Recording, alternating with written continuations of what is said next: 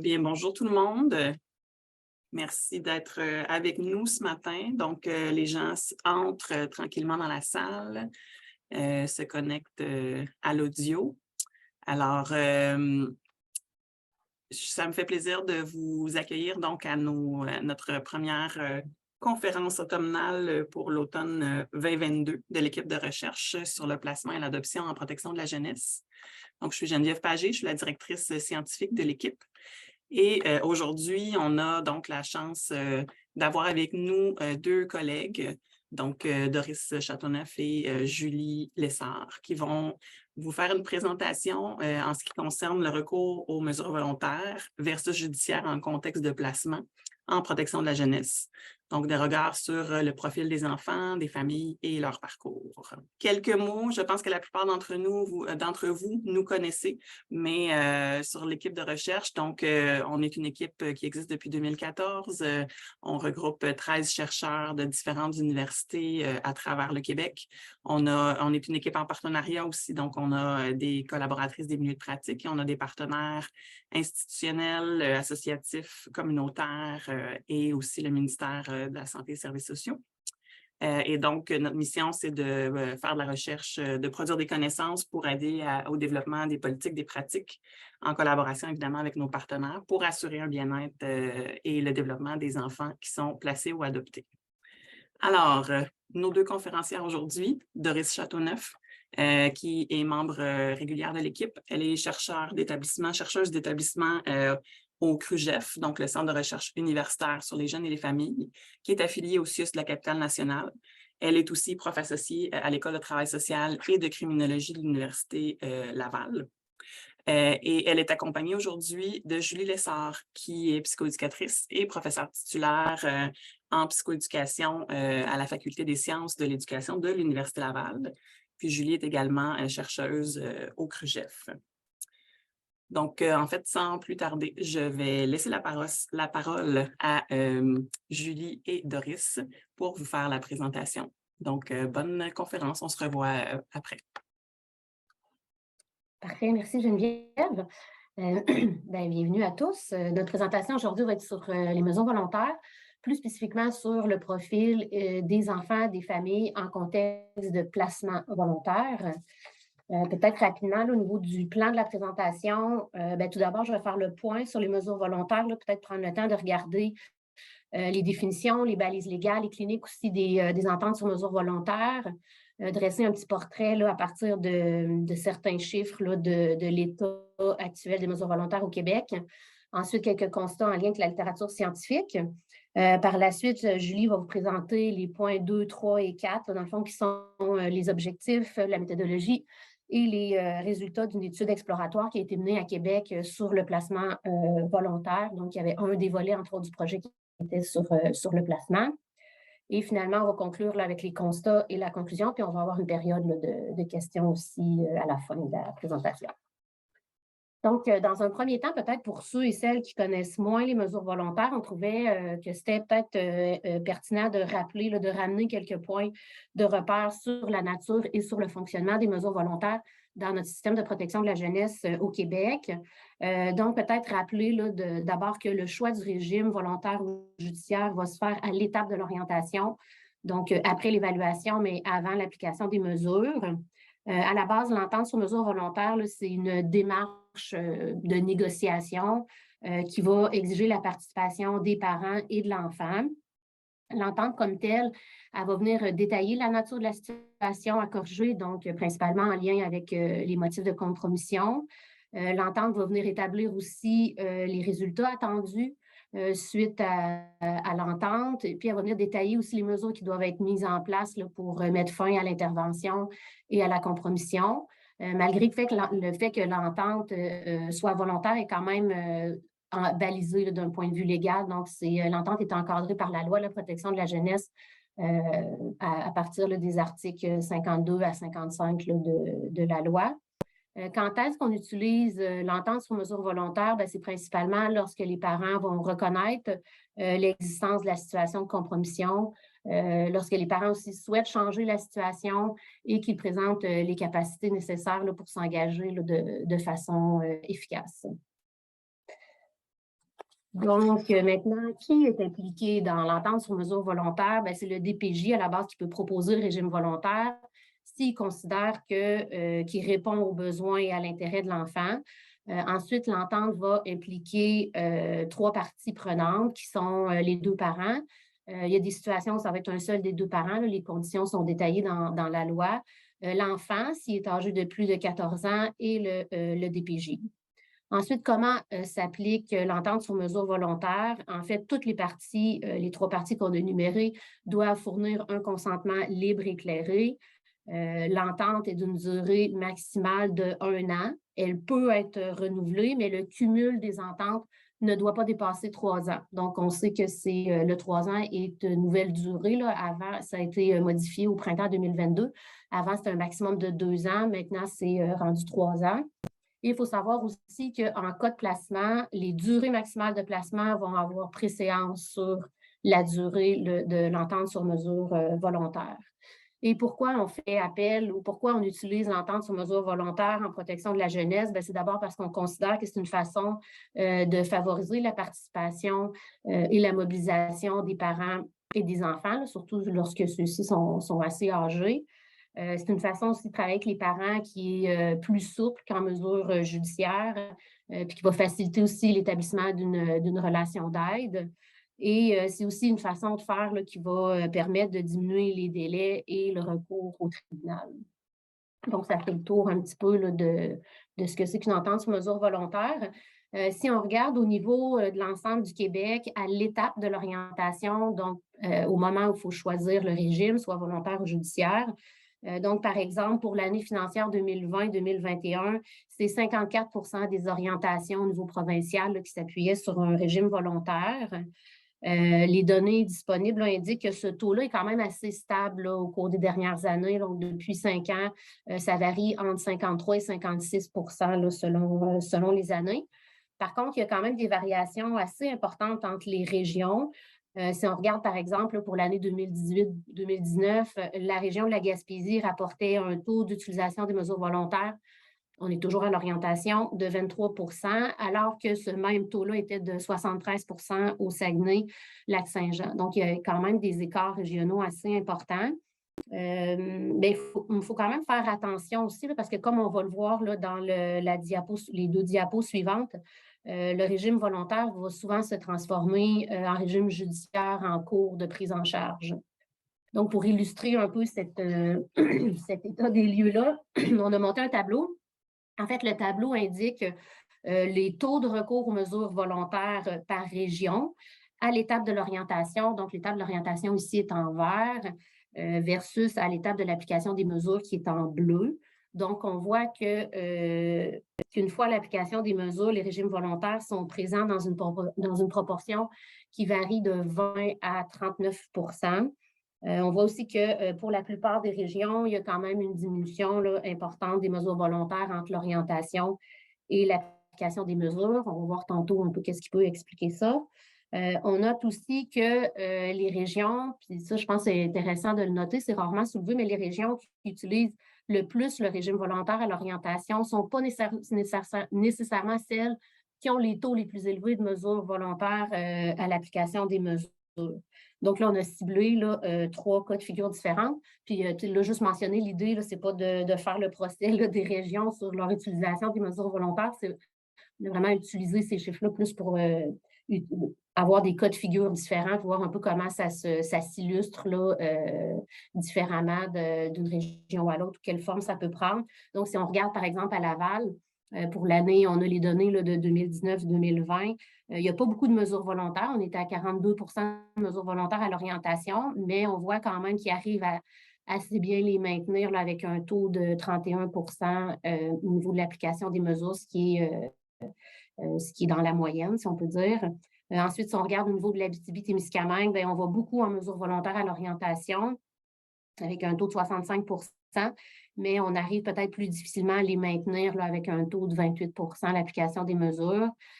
Au Saguenay-Lac-Saint-Jean, on est un peu là, on va beaucoup aussi en mesures volontaires à l'orientation, puis on arrive à maintenir quand même un taux assez élevé à l'application des mesures avec 36 des prises en charge qui sont volontaires. Donc, le constat qu'on fait, c'est que les dossiers actifs à l'application des mesures présentent un taux de judiciarisation de près de 70 pour le Québec, du moins pour l'année 2019-2020, mais c'est assez stable à travers les années.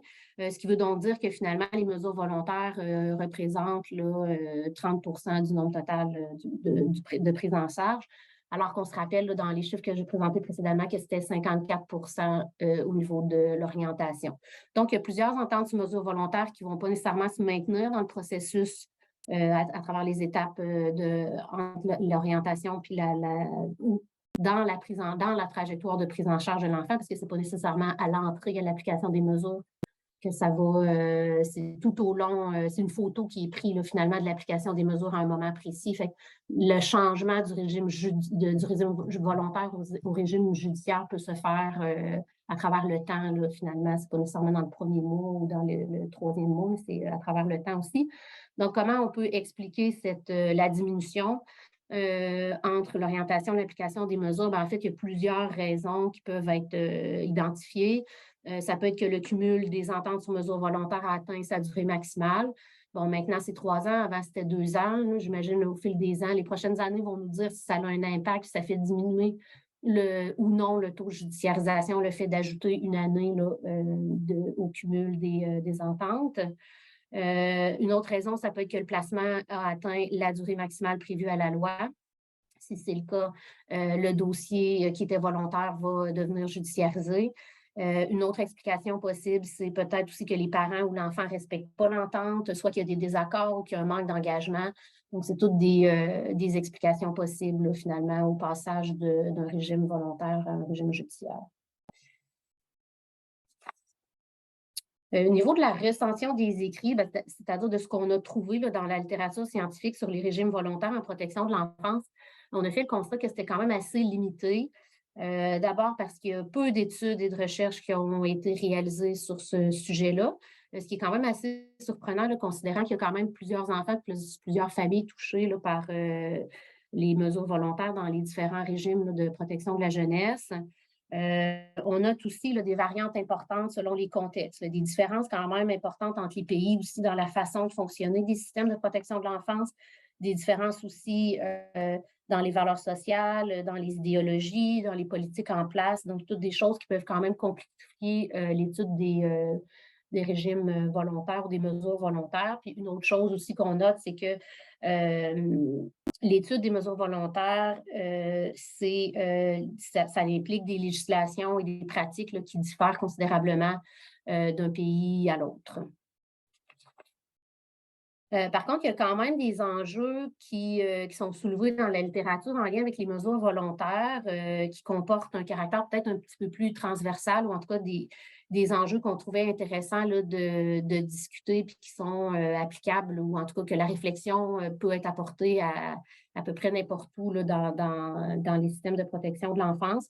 Par exemple, il y a certains auteurs qui mentionnent le caractère imprécis ou la nature peut-être plus fluctuante des ententes dites volontaires. Donc, des auteurs qui vont un peu finalement s'interroger sur la nature même de la notion de volontarisme ou de consentement. Ils vont soulever l'idée que pour certains parents, la crainte de la judiciarisation, la crainte aussi d'avoir à aller au tribunal peut affecter quand même leur réflexion et par le fait même affecter le caractère libre et éclairé de leur consentement. Un autre enjeu qui est soulevé aussi, c'est la possibilité que les intervenants ressentent la pression de privilégier les mesures volontaires pour faire en sorte que le dossier progresse plus rapidement, puis pour éviter aussi les délais de cours. Donc, on a quand même différentes études là, qui montrent que l'interface entre le volontaire et le non volontaire et entre le consentement et l'objection comporte quand même certaines ambiguïtés. Donc, ces auteurs-là vont soulever des nuances qui font qu'on est... qui amène l'idée finalement qu'on n'est pas dans un système là, qui est aussi binaire qu'on pourrait le croire entre d'un côté le volontaire et de l'autre le non volontaire. On n'a pas le temps de le détailler ici aujourd'hui, mais dans les articles de Posso et ses collègues qui sont en contexte finlandais, ils vont proposer 4 niveaux finalement de volontarisme à différents degrés avec un peu une définition de chacun des niveaux qui montrent que les frontières sont parfois pas si étanches que ça finalement entre le volontaire et le non volontaire, si jamais ça vous intéresse d'aller plus loin. Autre enjeu soulevé, celui de l'intérêt de l'enfant. Donc, il y a des auteurs qui vont questionner les impacts ou, disons, les risques associés au fait que l'enfant ne soit pas juridiquement représenté dans les ententes sur mesure volontaires. Donc, ils vont soulever la nécessité que la pleine participation de l'enfant soit respectée, la nécessité aussi que ses droits soient défendus, même si l'enfant n'est pas représenté par avocat. Puis là, c'est intéressant parce qu'il y avait, je me souviens plus si c'était en Irlande ou en tout cas un pays où il y avait des mesures volontaires. L'enfant était quand même en mesure volontaire, était quand même représenté juridiquement par un avocat. Donc, il y avait cette préoccupation-là au niveau de la défense des droits des enfants. L'importance aussi qui est soulevée, là, que l'enfant qui est en mesure volontaire puisse bénéficier des mêmes services que celui dont le dossier est judiciarisé. L'équivalent, en termes de préoccupation, était aussi soulevé en lien avec les parents. Ça réfère un peu à la même idée, c'est-à-dire que l'absence d'instances indépendantes comme le juge ou le tribunal, c'est une instance finalement qui peut poser un regard neutre sur la situation. Et certains se demandent si cette absence-là pourrait potentiellement finalement porter préjudice aux acteurs. Donc, important, selon les auteurs qui réfléchissent à ces questions-là, de s'assurer que les parents ont en main les informations suffisantes pour prendre une décision éclairée. Important aussi que les parents connaissent leurs droits et les options qui s'offrent à eux, puis qu'ils puissent être intégrés tout au long du processus décisionnel, même si l'entente est volontaire. Donc, même si encore là, il n'y a pas d'intervention du tribunal, mais s'assurer quand même que les parents ont droit de regard là, tout au long du processus. La littérature fait aussi quand même état des retombées positives associées aux ententes aux mesures volontaires. Donc, ce qui est principalement à soulever, c'est que le choix d'un régime volontaire favoriserait la coopération et l'adhésion des parents aux interventions, diminuerait l'adversité et la résistance des parents, serait moins coûteuse aussi en temps et en argent que le recours au tribunal, réduirait l'instabilité et la durée de placement, puis favoriserait la réunification familiale. Donc, comme on l'a soulevé, on l'a mentionné plus tôt dans la présentation, l'utilisation des mesures volontaires va quand même varier d'un contexte à l'autre. On voit qu'il y a quand même certains pays là, qui ont davantage de suivi en volontaire qu'en judiciaire. Une des explications intéressantes qui a été apportée par Gilbert sur la question du placement volontaire serait que les pays qui misent davantage sur une approche de gestion du risque vont plus souvent avoir recours au régime judiciaire lors d'un placement. Ici, en exemple, les États-Unis, le Canada, la Grande-Bretagne, alors que les pays qui vont s'appuyer davantage sur des principes d'aide et de soutien aux familles vont privilégier un régime volontaire, comme la Finlande et le Danemark. Si on regarde en Grande-Bretagne, entre 2001 et 2016, l'entrée dans les services en mesure volontaire s'est faite dans une proportion qui variait entre 59 et 68 %. C'est un peu plus haut que nos taux à l'orientation qui sont de 54 %. Les mesures volontaires concernaient majoritairement des enfants de 10 ans et plus. Puis au niveau du placement, les enfants qui étaient concernés par un placement volontaire, c'était plus souvent des enfants qui étaient placés en famille élargie ou en centre de réadaptation. Si on regarde quelques chiffres au niveau toujours du placement volontaire, et là, on a réussi à identifier des résultats intéressants là, selon les pays. Ça peut donner quand même une petite idée. En Suède, c'est 68 % des placements qui se font via un régime volontaire. En Finlande, le taux de placement volontaire était de 81 %. Je ne me rappelle pas de l'année, il faudrait vérifier. En Grande-Bretagne, c'était 29 %. Puis on voit qu'il y a quand même une diminution importante. Là, aux États-Unis, c'est 3,4 % des placements qui se font sur une base volontaire et les enfants étaient le plus souvent placés dans des foyers de groupe ou des centres de réadaptation. Pour ce qui est du Québec, on n'a vraiment pas beaucoup de données sur le placement volontaire, les bilans de la DPJ. On a des données du ministère sur l'orientation, l'évaluation, comme je l'ai présenté tantôt, mais sur le placement volontaire, c'est assez limité. On a cherché quand même à avoir au moins un peu de données pour pouvoir faire une comparaison. On a regardé pour la région de Québec entre 2020 et 2022, donc sur 2 années financières, de avril 2020 à mars 2022. Si on regarde les premières mesures de placement à l'application des mesures, on a 15,5 % qui étaient volontaires. Donc, ça permet quand même de comparer un peu. Évidemment, c'est sûr que c'est des chiffres avec lesquels il faut quand même faire preuve de prudence parce qu'il y a il y a plusieurs éléments là, qui peuvent expliquer là, une partie des écarts. D'abord, les définitions du régime volontaire qui varient d'un pays à l'autre. Bon, évidemment, le noyau reste le même. On est dans des ententes volontaires, donc basées sur le consentement. Par contre, il y a des variantes là, au niveau des durées, des limites des ententes, de l'âge du consentement de l'enfant, des conséquences aussi liées au retrait de l'entente. Il y a des actions aussi qui peuvent être posées en amont, peut-être qui ne sont pas disponibles dans les données, là, comme par exemple le recours à certaines ressources peut-être avant que la situation rentre en protection de la jeunesse. Finalement, il y a des choses qui peuvent se faire en amont, peut-être qui sont pas, qu'un pays va considérer dans ses chiffres et un autre non. L'autre limite aussi, c'est que les données disponibles ne montrent pas nécessairement dans quelle proportion les mesures volontaires se transforment ou non en mesures judiciaires. Fait qu'on n'a pas toujours une évolution là, des taux. Et un autre point majeur qu'il faut mentionner, puis qui fait un lien peut-être avec les enjeux qui ont été soulevés dans la première partie de la recension, c'est qu'on ne peut le donner sur comment se déroule le processus d'adhésion des acteurs au régime volontaire. Donc, voilà, pour la suite, je vais prêter la parole à Julie. Oui, merci Doris. Donc, moi, je vais vous présenter le projet, les résultats et tout ça. Donc, pour commencer, comme Doris l'a dit, ce projet, les résultats qu'on vous présente aujourd'hui font partie d'un projet plus large qui, lui, a 3 objectifs. Donc, le premier qui est dressé le portrait des enfants et des familles qui ont une entente sur mesure volontaire. Donc, toutes les familles avec ou sans placement.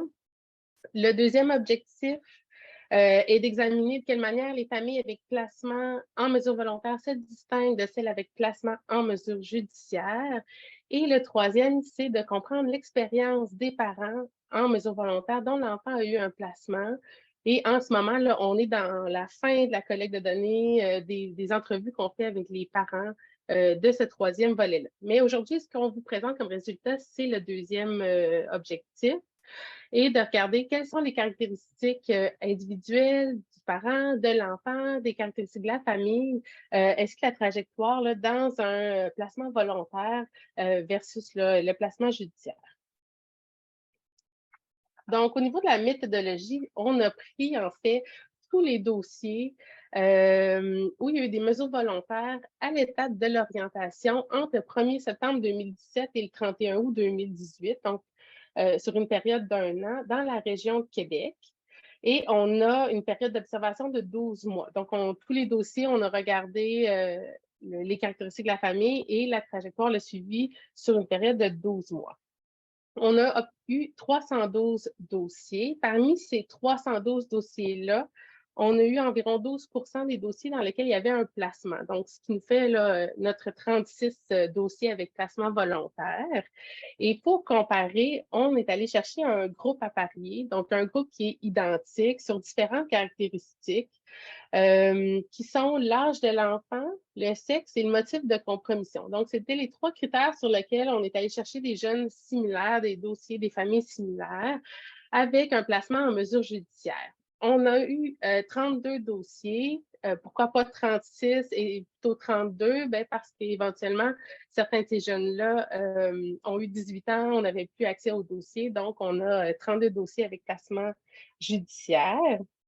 Et on est allé chercher plusieurs informations à travers les dossiers, comme les caractéristiques de l'enfant, des parents, de la famille, l'âge, les différentes problématiques, que ce soit santé physique, santé mentale, la trajectoire dans les services en protection de la jeunesse, les motifs de prise en charge, le changement d'intervenants, combien d'intervenants, et l'historique aussi, est-ce qu'il y a déjà eu une prise en charge par le passé? Et on a aussi regardé la trajectoire de placement, le type de milieu de placement, le nombre de placements qu'il y a eu, de déplacements en fait, et la réunification là, familiale. Voilà, tu peux changer ici. Ici, ce qu'on vous présente, ce sont les caractéristiques pour lesquelles là, on a les critères sur lesquels on a apparié nos 2 groupes. Donc, vous voyez que le sexe de l'enfant, c'est à peu près identique au niveau là, des proportions. Au niveau de l'âge de l'enfant, il y a des petites différences, mais qui ne sont pas là, très importantes au niveau des groupes. et finalement les motifs de compromission. Lorsqu'on a fait l'appariement, on avait un motif de compromission qui était le principal. Ici, on vous présente qu'on a finalement cumulé 3 motifs par famille, le principal et les 2 autres, en sachant que l'intervenant doit faire un choix d'un motif versus un autre, mais qu'il peut y en avoir plusieurs qui sont pertinents. La petite chose que je voudrais rappeler là, avant de passer davantage aux résultats, c'est que comme c'est des très petits échantillons, une proportion, un 10% par exemple de différence là, dans le tableau au niveau des pourcentages peut sembler beaucoup, mais souvent, considérant que c'est des petits groupes, ça ne ressort pas comme étant une différence qui est significative entre le groupe mesures volontaires versus judiciaire. Là. Donc, comme ici, on a le risque sérieux de négligence, 28 versus 38, mais ce n'est pas une différence entre les 2 groupes qui est significative. Là, ça reste quand même très, très similaire entre les 2 groupes, ou équivalent. Donc, on va passer aux résultats. Merci, Doris. Les caractéristiques des enfants, ce qu'on vous présente, c'est la scolarité, la santé physique et psychologique des enfants. Au niveau de la scolarité, vous pouvez voir que c'est très similaire entre les 2 groupes. Il y a des enfants qui ont des difficultés scolaires au niveau du rendement de l'apprentissage dans les 2 groupes et qui ont repris des années d'école aussi. Donc, je vais passer un petit peu plus de temps sur la santé physique et psychologique des enfants. On a fait des regroupements, des catégories, par exemple, des problèmes intériorisés qui sont ici les symptômes anxieux, les symptômes dépressifs, des plaintes somatiques. Donc, ça inclut plusieurs variables. Et ce que vous avez comme information, c'est le pourcentage, dans le fond, d'enfants qui ont une ou plusieurs de ces problématiques-là. Okay? Donc, vous pouvez voir ici là, que le groupe avec des mesures volontaires présente un peu plus de problèmes intériorisés que le groupe en mesures judiciaires. Au niveau des problèmes extériorisés, ça inclut des comportements comme l'opposition, les comportements agressifs, les menaces ou tentatives de suicide, la consommation.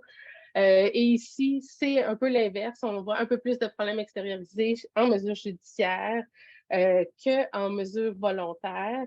Mais encore là, c'est des résultats des différences qui ne sont pas significatives lorsqu'on fait des analyses. Entre ces 2 groupes. Au niveau des problèmes neurodéveloppementaux, ça inclut le TDAH et l'autisme. Donc, il y en a dans les 2 groupes, les difficultés langagières et les problèmes de santé physique, handicap. En fait, c'est des problèmes, ça inclut et les problèmes de santé majeurs ou chroniques et les déficiences et handicaps physiques. Et il y a une petite différence ici qu'on peut voir dans le graphique, mais qui n'est pas significative non plus entre les 2 groupes. Donc, au niveau des familles, dans le partage de temps familial, vous pouvez voir là, c'est la photo au début de l'entente sur mesure volontaire. Il y a beaucoup de variabilité là, dans le sens que certaines familles avec c'est les 2 parents, d'autres c'est une garde partagée. Ce qu'on voit, c'est qu'il n'y a pas beaucoup de pères qui seulement qui ont la garde des enfants. Il y en a seulement dans le groupe avec les mesures judiciaires. Il y a des différences mères seulement là, entre les 2 groupes qui peuvent avoir de l'air importantes, mais qui ne sont pas significatives. Et le autre, dans le fond, je voudrais préciser ce que ça veut dire, c'est qu'il y a des enfants pour lesquels il y avait des placements, mais dans le dossier, il n'y avait pas d'informations sur quand l'enfant n'est pas en placement, avec qui il habite ou comment se fait le partage de temps parental. Donc, nos enfants qui écrivent autres, c'est parce qu'ils sont soit en famille d'accueil, soit en centre de réadaptation en foyer, donc dans ce type de milieu. Au niveau des problématiques des pères, vous avez, bon, les pères, de manière générale, on a moins de données sur les pères. Vous voyez ici, là, en mesure judiciaire, on en a 26, en entente sur mesure volontaire, on en a 22, donc on a moins d'informations. Ce qu'on peut voir, c'est qu'il y a 3 catégories là, pour lesquelles les pères en mesure judiciaire ont plus de problématiques, qu'il y a plus de pères qui ont des problématiques là, que que les pères du groupe en mesure volontaire, comme par exemple les antécédents criminels, la santé mentale et la violence envers les enfants. Par contre, ce que j'aimerais noter ici, c'est qu'au niveau de la violence conjugale, même si les proportions sont très similaires, ça représente le même nombre de pères dans les deux groupes. Ça représente 5 pères, donc il y en a un qui c'est 5 pères sur 26, l'autre 5 pères sur 22, et que au niveau de la toxicomanie, même si la proportion est un petit peu plus petite pour mesures judiciaires, en termes de nombre relatif de personnes, ça représente 10 pères versus 9. Donc, il y a une petite tendance à ce qu'il y ait plus de problématiques chez les pères en mesure judiciaire qu'en mesure volontaire, mais encore là, qui ne ressortent pas comme des différences significatives. Parfait. Au niveau des caractéristiques des mères, vous avez différentes caractéristiques pour lesquelles il y a quand même des différences entre les deux groupes. L'antécédent d'abus subi, placé durant l'enfance et la violence envers les enfants où il y en a plus en mesure judiciaire. Il y a plus de problématiques rapportées là, au niveau en mesure judiciaire. En fait, si vous regardez là, tout le tableau au complet, ce que vous pouvez voir, c'est que presque toutes les catégories, sauf une seule, qui est la santé mentale, ce sont les mères qui ont des mesures qui sont en mesure judiciaire où la proportion elle est plus grande. Donc, il y a seulement santé mentale là, où est-ce que les mères en mesure volontaire ont une plus grande proportion de problématiques.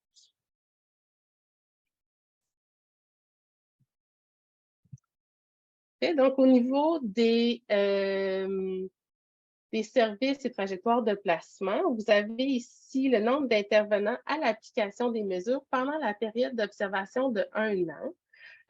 On a fait 3 catégories, 1 intervenant, 2 et 3 ou plus. Et en moyenne, là, dans le fond, lorsqu'on fait la moyenne par groupe, là, ça tourne autour de 2. Vous voyez ici là, qu'il semble en avoir un peu plus en mesure judiciaire qui en ont un peu plus en mesure volontaire qui ont eu 2 intervenants pendant la période d'1 an et une proportion assez rapprochée au niveau des 2 groupes là, pour la catégorie 3 et plus. Ça serait intéressant ici si on avait eu nos 36 dossiers, le même nombre de dossiers là, en mesure judiciaire, là, de voir si ça se maintenait, ce type d'écart-là. Mais outre ça, ben, ce sont des différences encore là qui ne sont pas significatives entre les deux groupes.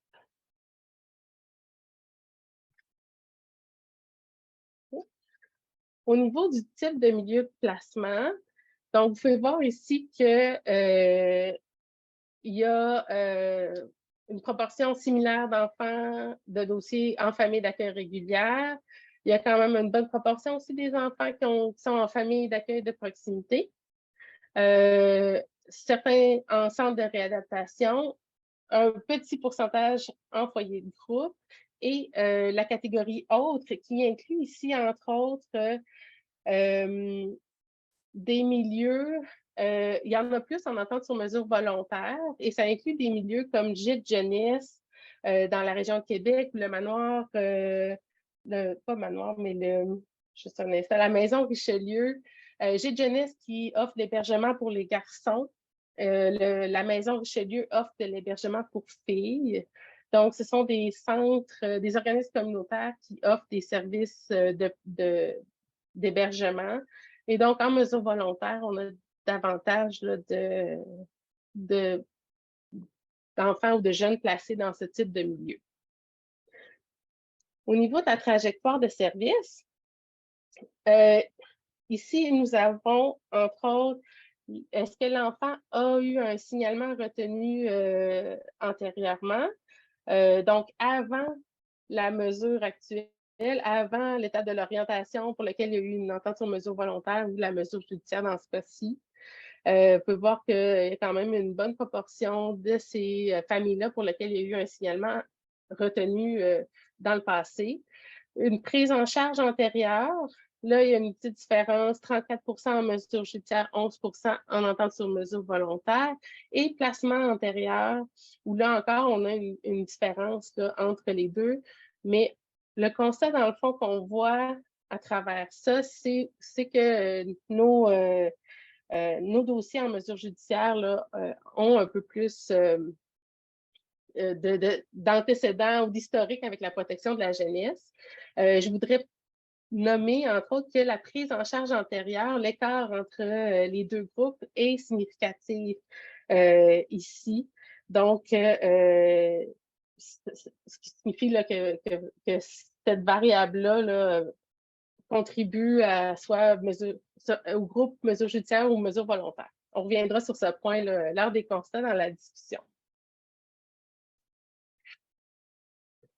Au niveau de la modification du cadre légal, Doris vous a présenté plus tôt dans la présentation le fait que il y avait une variabilité entre à l'étape de l'orientation et à l'étape de l'application des mesures. Dans nos 36 dossiers, dans notre échantillon, ce qu'on peut voir, c'est que pendant la période d'observation, on a quand même près de la moitié qui sont devenus des mesures judiciaires au fil du temps, donc à l'intérieur de cette année-là. Ce qui concorde tout de même avec les résultats que Doris a présentés. Au niveau du nombre de milieux de placement, ce que vous pouvez voir ici, c'est que il semble y avoir des petits écarts là, à travers le fait que certains en ont eu un, d'autres en ont eu deux, d'autres en ont eu trois et plus. Mais en moyenne, là, le nombre de milieux de placement en mesure volontaire est de 1,64, puis la moyenne en mesure judiciaire est de 1,69. Donc, l'écart, même s'il semble y avoir un écart ici, n'est pas significatif là, au niveau du nombre de milieux de placement.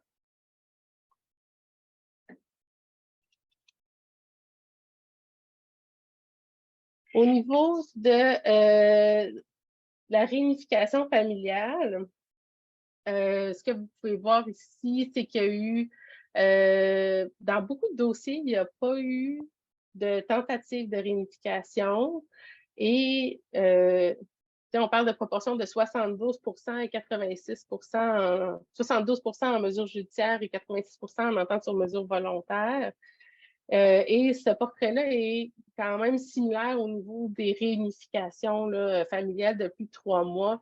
50 en mesure judiciaire et 72 en mesure judiciaire où il n'y a pas eu de réunification familiale. C'est quand même surprenant considérant là, ce qu'on vous a présenté un peu plus tôt. Doris, peut-être faire apparaître l'autre graphique. Et lorsqu'on regarde la décision en regard du placement, après 12 mois, qui vient un peu continuer la discussion sur les réunifications familiales, on peut voir qu'une grande proportion des dossiers des familles, il y a eu une continuité de placement, donc dans 84 en mesure volontaire et 72 en mesure judiciaire. Et ce qui signifie que le retour à la maison, là, on a des beaucoup plus petits chiffres là, à ce niveau-là. Donc voilà, donc ça fait le portrait là, des services de la trajectoire de placement. Et ce que vous avez ici, là, les différences entre les groupes, là, même si, par exemple, au niveau de la réunification familiale, on a 50 et 72 ce n'est pas significatif là, lorsqu'on fait les analyses.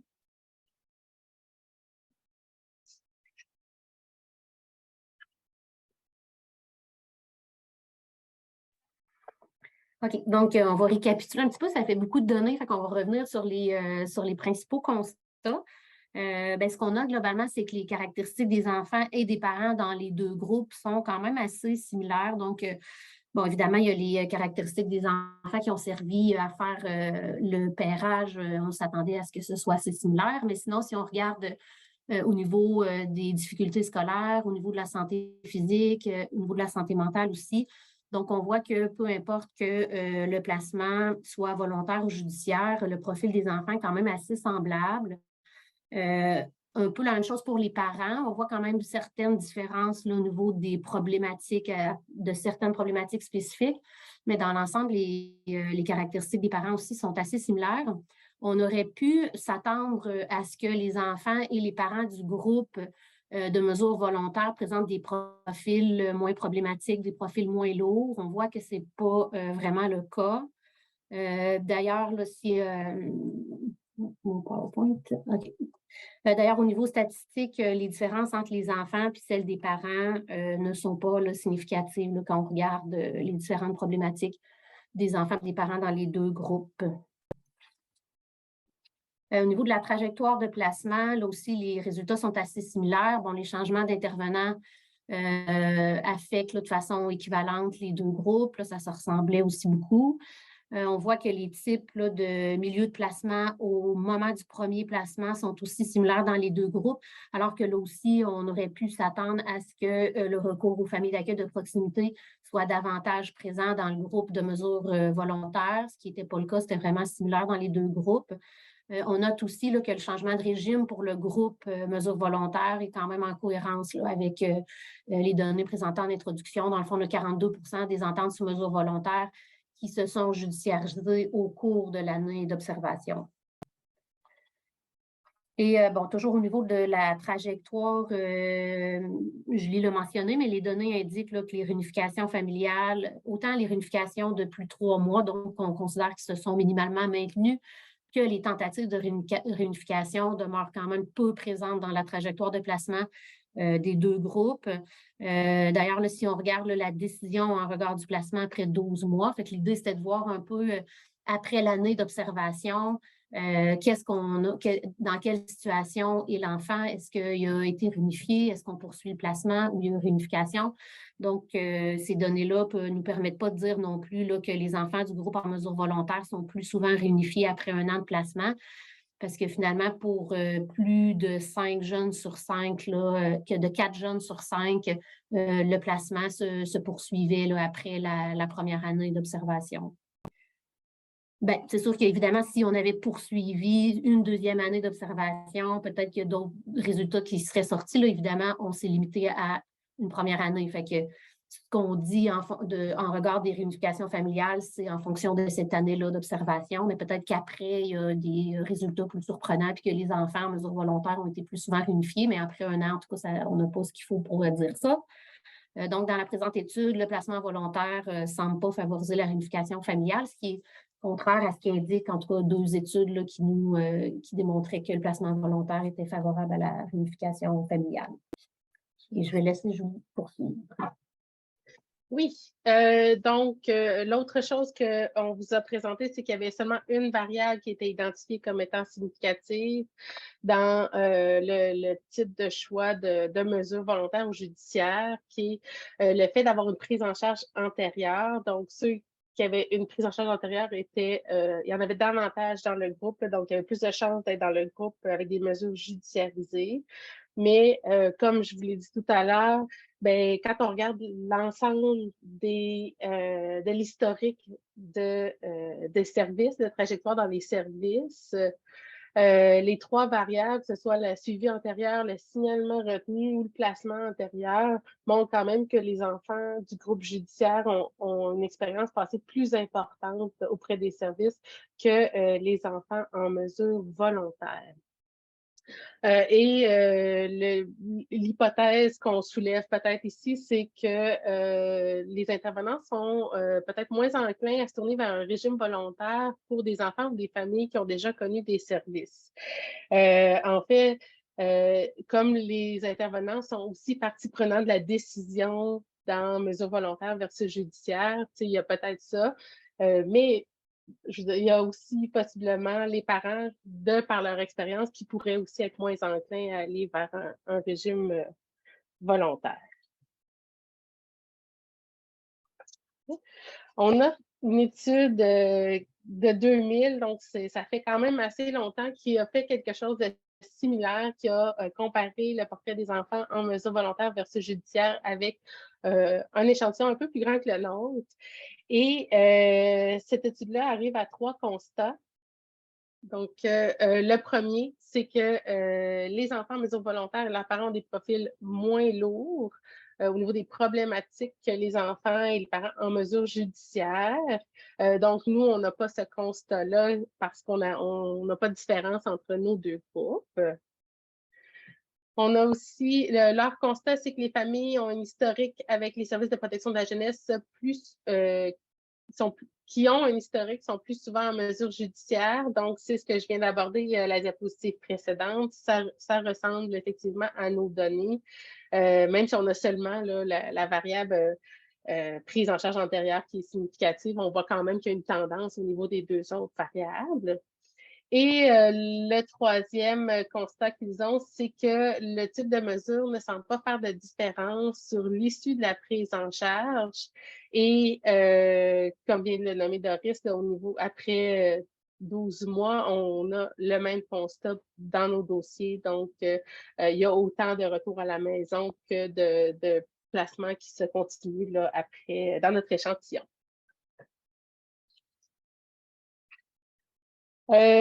Avant dans le fond, notre étude, c'est une étude exploratoire, comme le dit Doris en entrée de jeu. On a un petit échantillon qui est pas représentatif de l'ensemble de la province de Québec, des régions, des différentes régions. Et tout ça nous amène à nous poser beaucoup d'autres questions qui mériteraient encore d'être explorées. Donc, nous, on va poursuivre ce projet-là de mieux comprendre tout ce qui est l'entente sur mesure volontaire, le contexte de placement, mais les questions qu'on continue à explorer, ça va être entre autres sur quoi repose le recours aux mesures volontaires, qu'est-ce qui influence, vous avez vu les tableaux là, de variation d'une région à l'autre. Qu'est-ce qui explique ça? Est-ce qu'il y a des directives à l'intérieur de l'organisation qui influencent le recours aux mesures volontaires? Est-ce que le contexte de placement amène une différence aussi?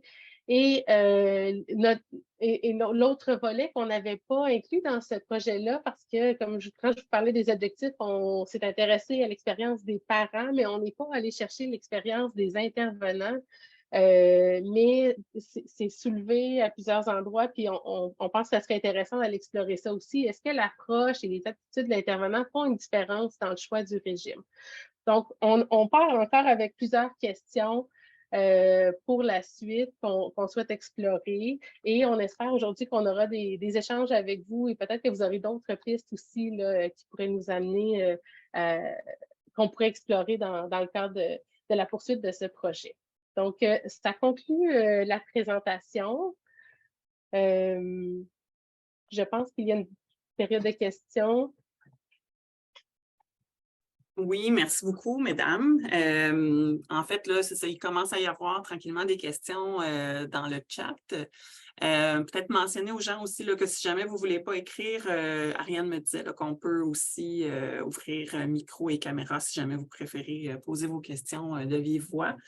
Il y a une première question dans le chat. Excusez-moi, mes yeux se promènent parce que j'ai deux écrans. En fait, donc Marie-André Poirier qui demande est-ce que vous pouvez rappeler l'âge des enfants dans votre échantillon? Oui, mais même que je vais aller remettre le tableau.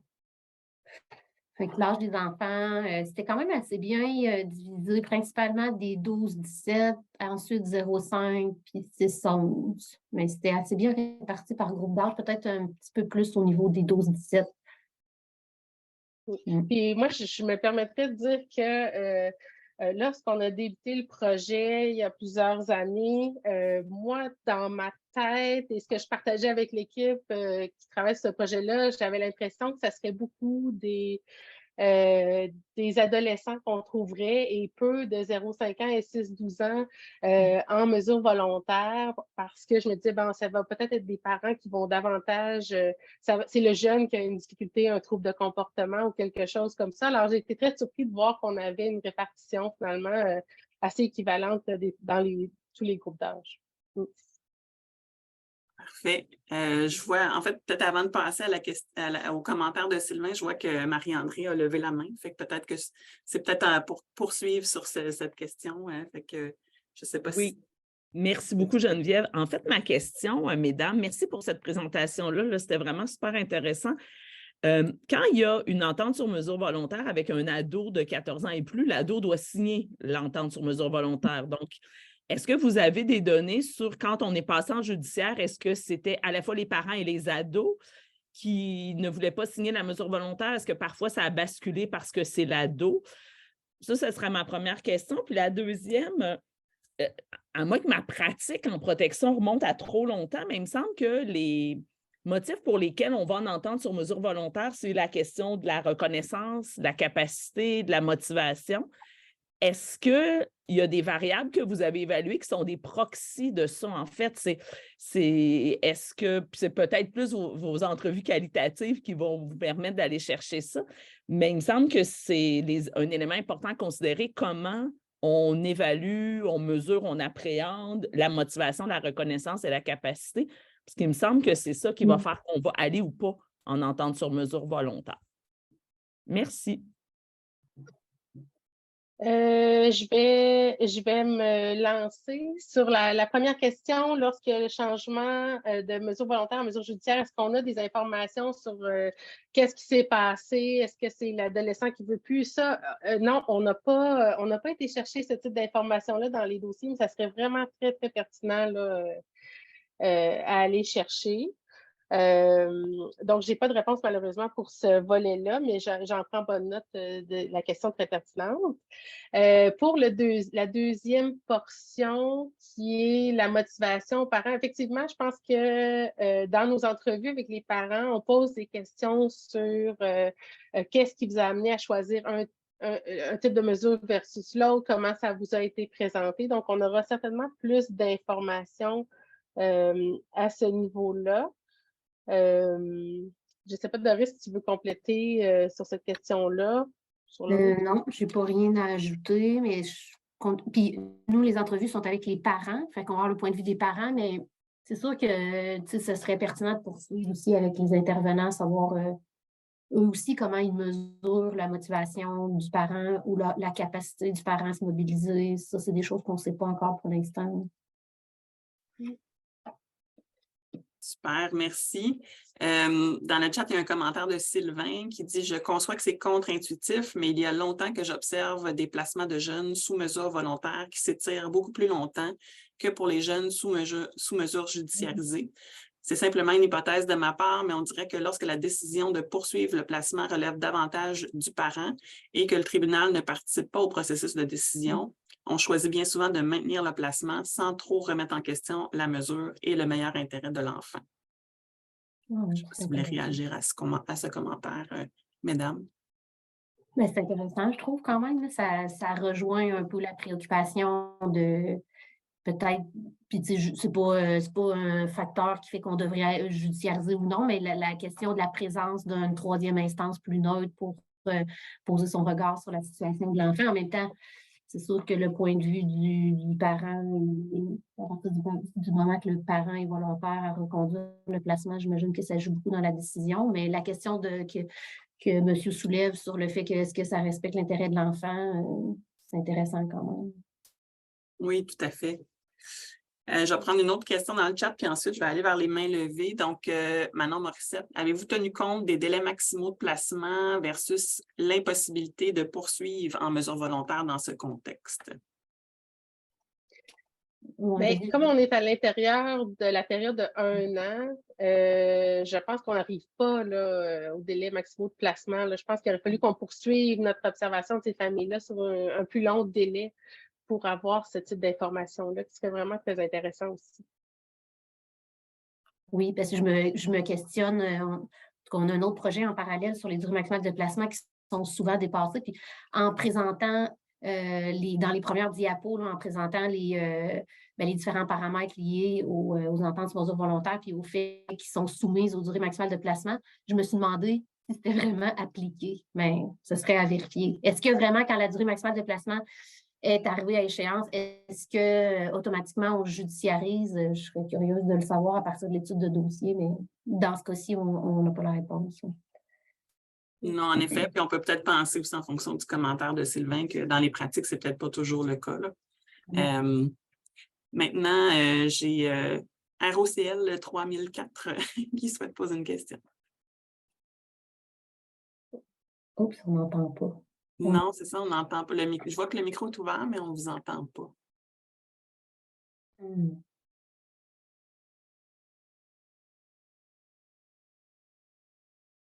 On pourra peut-être revenir ou refaire une tentative. Je vais y aller avec Sonia.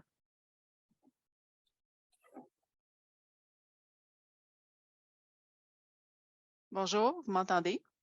Oui, allô, Sonia? Oui. Allô, moi j'entendais la personne avant, en tout cas.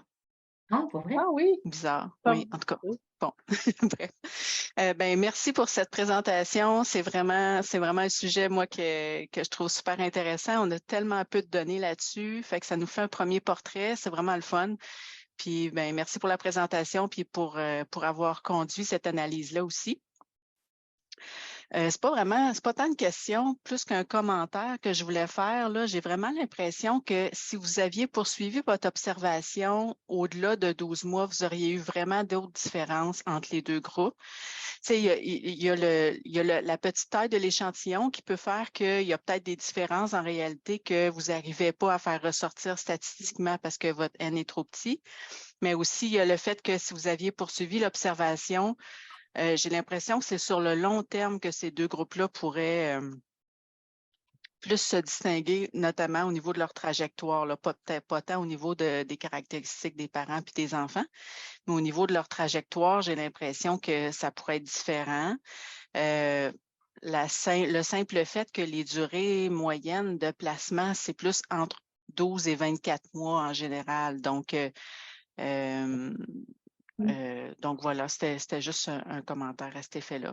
Merci encore. Sonia, juste savoir dans l'étude, dans l'évaluation de la LPJ là, sur la trajectoire des enfants, on a regardé quand même s'il y avait des données sur les placements volontaires, puis on n'a rien trouvé qui indiquait des éléments en lien, mettons, avec la réunification familiale ou la durée des placements. Est-ce que ça se peut qu'il n'y avait pas cette dimension-là, hein, je pense, dans le 3e cycle d'évaluation de la loi? Non, on n'a pas vraiment focusé là-dessus. On aurait des données pour faire des analyses plus poussées là, pour aller voir ça, mais on n'a pas rapporté de données là-dessus. Puis un peu par la force des choses, là, les enfants qu'on a regardés sur le long terme, ceux qu'on voit sur le long terme, c'est-à-dire sur 9 ans d'observation, par la force des choses, ils sont majoritairement judiciarisés juste parce que la loi force une judiciarisation après un certain temps d'intervention. Donc, on se retrouvait, on avait peu d'informations dans le fond sur les enfants placés qui demeuraient en régime volontaire tout le long. OK. Mais c'est vrai que ce serait intéressant à explorer. Merci, Sonia.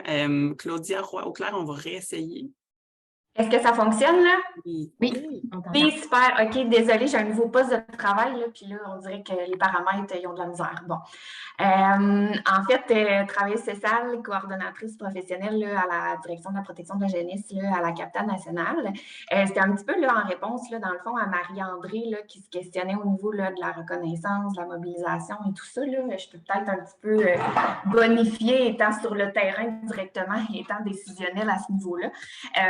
En fait, là, c'est sûr que, on ne se cachera pas là, que le taux de judiciarisation est très élevé. Fait qu'au cours des derniers mois, je vous dirais, là, depuis l'été, on a vu quand même là, une diminution.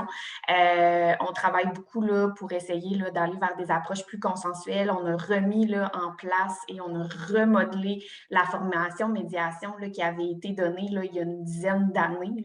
Fait qu'on l'a vraiment là, repimpé, qu'on peut dire, là, pour l'adapter là, un petit peu plus à notre réalité. Fait qu'on a réétabli ça. Ensuite, là, on est sur le projet pilote, là, mais trajectoire de médiation aussi, là, qui a été, dans le fond, là, voté dans le nouveau projet de loi. Et on est là, la première région à l'utiliser. Et jusqu'à maintenant, ça a quand même des effets positifs de faire participer les parents à ça. En fait, on a un médiateur là, externe qui vient là, s'asseoir avec nous et l'enfant là, est représenté par un avocat. Et c'est 5 rencontres là, d'une durée d'environ 5 heures qui, on va aller là, discuter des besoins là, de tous et de chacun. Fait qu'au niveau de la reconnaissance, de la mobilisation des gens, ça va avoir un effet extrêmement positif parce que tout le monde va pouvoir là, nommer là, un peu là, qu'est-ce qu'ils comprennent de la situation, puis les parents vont être amenés à amener par eux-mêmes des solutions. Fait qu'on a tendance à aller là, beaucoup plus vers des régimes volontaires, là, dans le fond, en l'implantant. Puis on a sauvé là, un nombre assez faramineux là, de journées d'audition au tribunal là, depuis le début de l'été. Là, je vous dirais, là, dans les 6 derniers mois, là, des jours et des jours. Là, et dernière chose, je dirais, oui, des fois, on a des parents là, qui, au niveau de la reconnaissance, c'est un petit peu plus difficile. Par contre, on y va aussi dans une approche qu'on essaye de rédiger, dans le fond, les ententes sur mesure volontaire pour que le parent se reconnaisse un petit peu plus. Donc, on a un petit peu plus de flexibilité aussi à ce niveau-là, fait qu'on va aller là, rejoindre un petit peu plus de gens aussi. Fait qu'on est dans ce mouvement-là, si ça peut répondre un petit peu mieux là, à vos interrogations.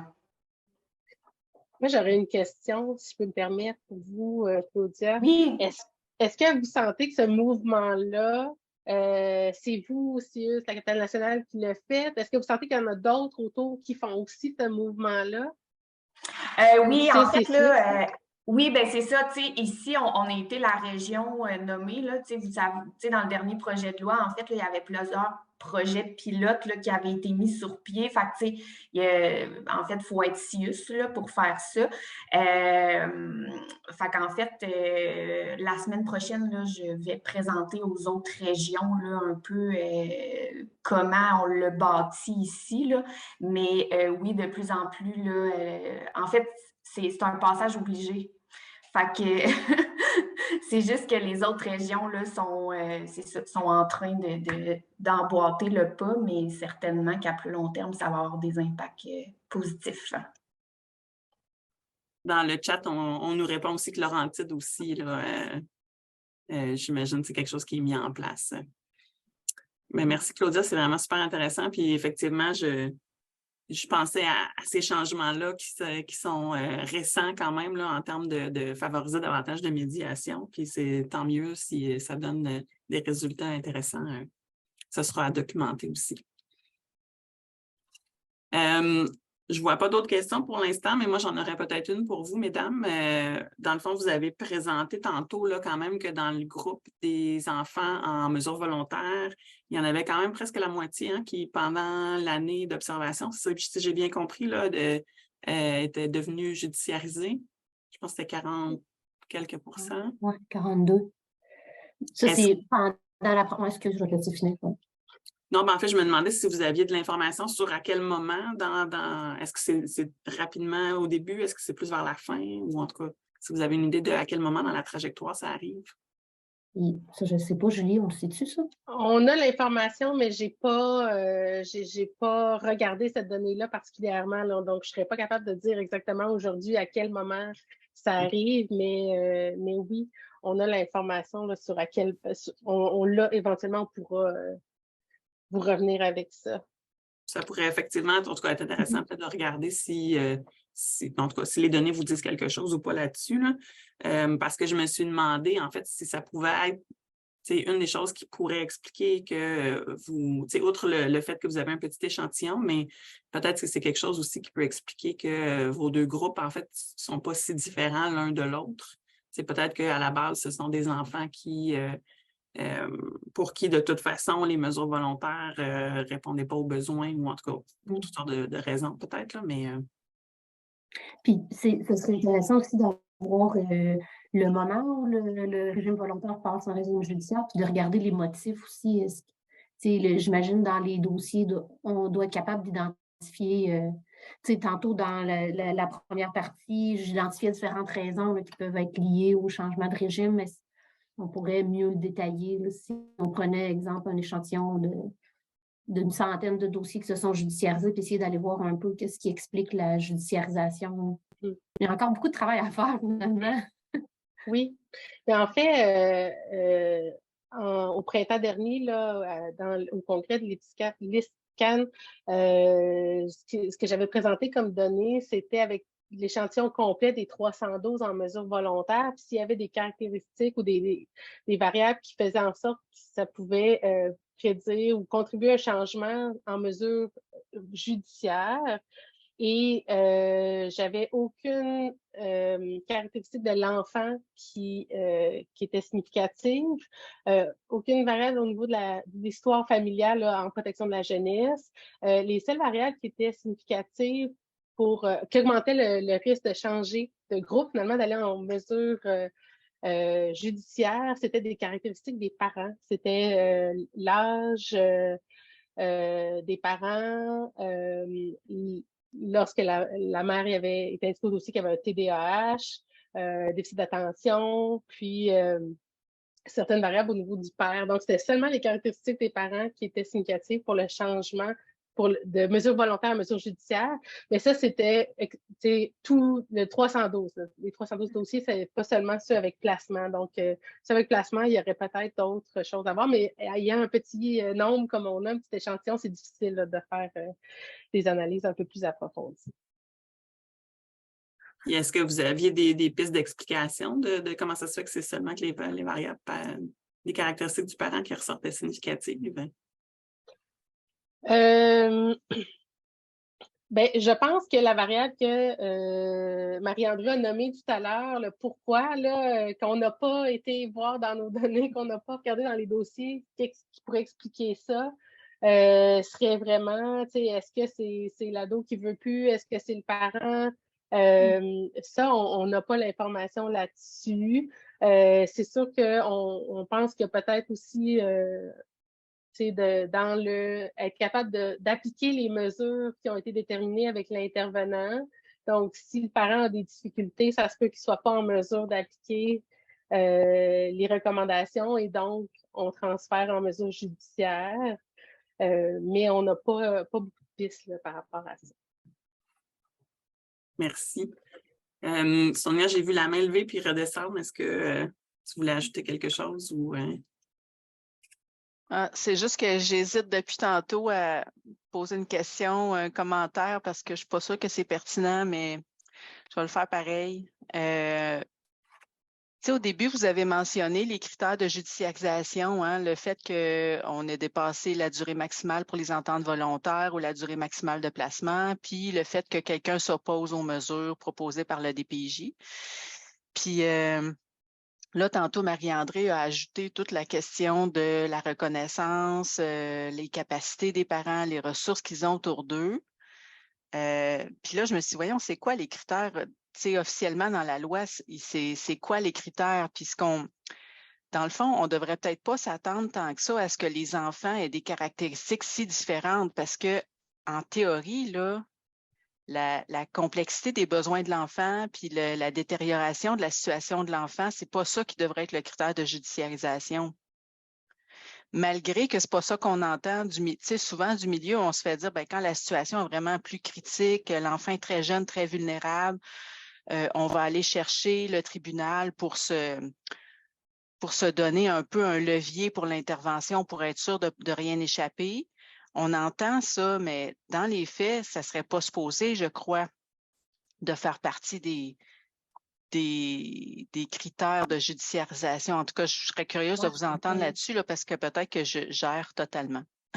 Dans le fond, ton point, c'est que le choix d'aller en judiciaire ou en volontaire devrait principalement s'appuyer sur la capacité du parent à reconnaître les problématiques ou à s'engager puis à se mobiliser, plus que sur les caractéristiques de l'enfant.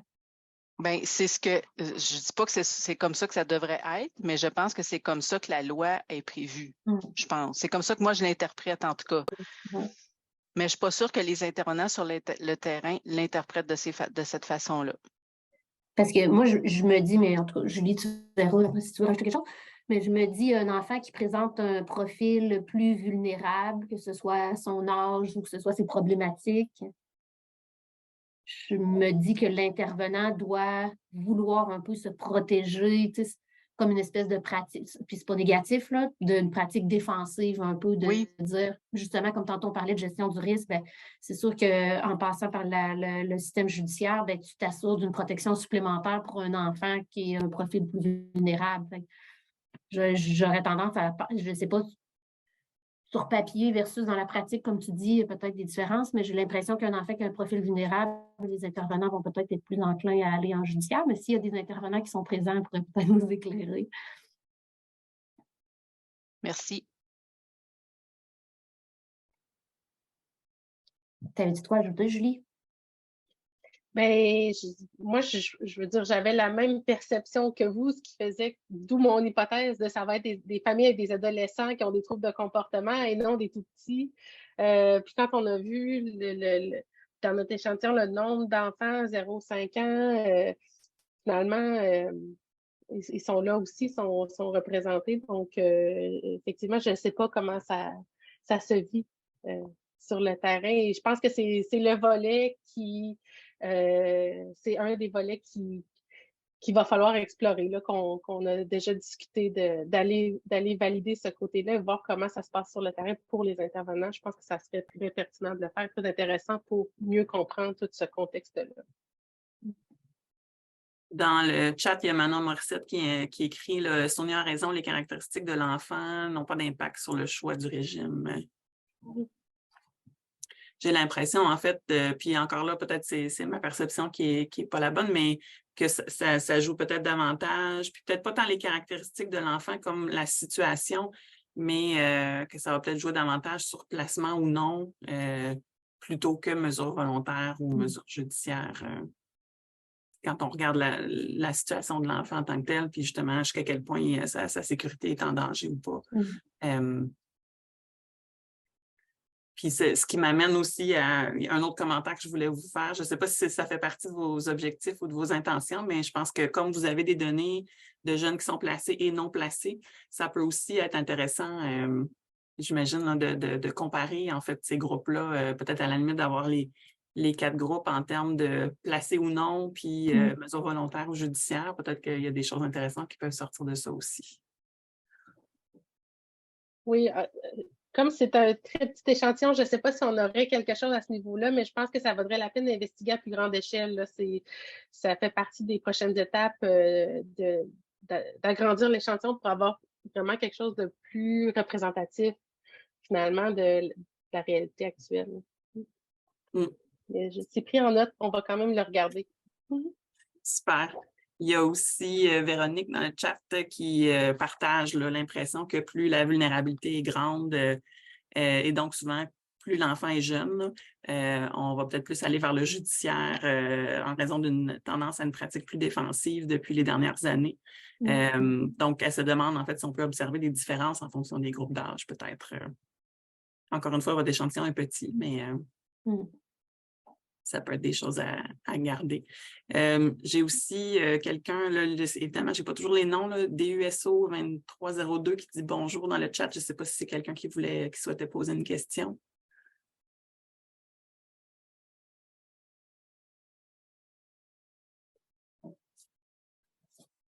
Sinon, il n'y avait pas d'autres questions pour le moment. Je ne sais pas si vous avez un mot de la fin, peut-être, mesdames. Non, mais on est disponible. Si jamais on a des questions supplémentaires. Je pense que le PowerPoint va être disponible aussi. Oui, si vous acceptez de le partager. Ça donne quand même des idées d'éléments qui peuvent être explorés éventuellement. Oui, puis aussi nos coordonnées là, à la fin du PowerPoint, si vous voulez continuer la discussion, par exemple, ça va nous faire plaisir de continuer à échanger avec vous. Sont là. Super. Je vois Claudia qui est intervenue tantôt, qui dit « Pour ma part, quand je dois choisir le régime avec les intervenants, l'âge de l'enfant ne fait pas une différence concernant un choix ou l'autre. » Et sinon, la personne que j'ai interpellée tout à l'heure, donc elle dit oui, allez-y, si vous voulez prendre la parole. Oui. Bonjour Geneviève, on se connaît, je suis Sophie Duguay. Oui. Moi, je suis à Montréal et je donne la formation sur les mesures volontaires. Donc, je pourrais vraiment ça fait quand même, je l'ai monté avec des collègues aussi, fait que je pense que suite à toute la formation que je donne aux nouveaux employés, ben, j'ai quand même une cueillette de données quand même qui pourrait être intéressante là, à vous transmettre par rapport à toute votre recherche et tout ça. Fait que vous pouvez rentrer en contact avec moi, là, ça va me faire plaisir. C'est Sophie Dubé, réviseur.